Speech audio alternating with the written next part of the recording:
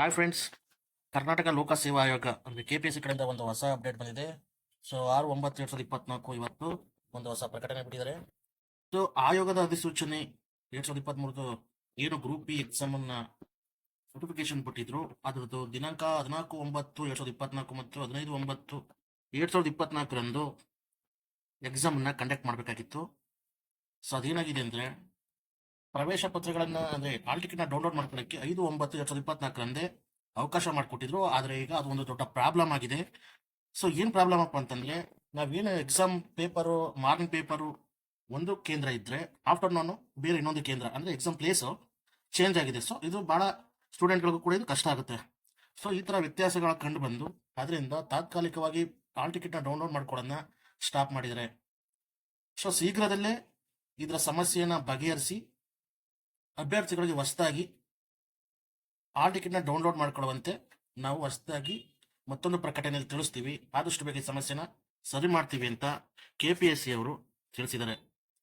KPSC ಎಡವಟ್ಟು ಏನಾಗಿದೆ ಅಂತ ಈಗ ನೋಡಿ ತೋರಿಸ್ತಾ ಇದ್ದೀನಿ ನಿಮ್ಗೆ ಎಕ್ಸಾಂಪಲ್. ಸೊ ನೋಡಿ, ಇದರಲ್ಲಿ ಸಬ್ಜೆಕ್ಟ್ ನೇಮ್ ಇದೆ.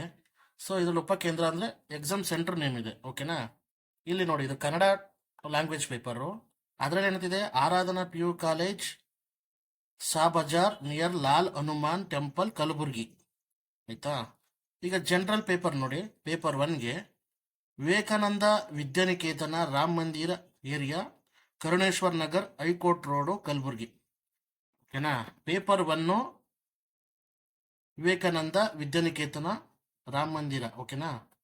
ಎರಡನೇ ಪೇಪರ್ ನೋಡಿ, ಪೇಪರ್ 2 ಅಲ್ಲಿ ಮದರ್ ತೆರೇಸಾ ಕಾಲೇಜ್ ಎಜುಕೇಶನ್ ಗೋಡುತ್ತೈ ನಗರ್ ಗುಲ್ಬರ್ಗ ಕಲಬುರ್ಗಿ. ನೋಡಿ, ಪೇಪರ್ 1ಗೆ ಬೇರೆ ಸ್ಥಳ ಇದೆ, ಪೇಪರ್ 2ಗೆ ಬೇರೆ ಸ್ಥಳ ಇದೆ. ಸೊ ಬೆಳಗ್ಗೆ ಪೇಪರ್ ವಿದ್ಯಾರ್ಥಿಗಳು ಮೊದಲನೇ ಪೇಪರ್ ಅನ್ನ ಒಂದು ಏನ್ ಕೇಂದ್ರದಲ್ಲಿ ಬರ್ದಿ ಇನ್ನೊಂದು ಎಕ್ಸಾಮ್ ಕೇಂದ್ರಕ್ಕೆ ಹೋಗೋಷ್ಟರಲ್ಲಿ ಅವನಿಗೆ ತುಂಬಾ ಸಮಸ್ಯೆಗಳಾಗುತ್ತೆ ಅಲ್ವಾ?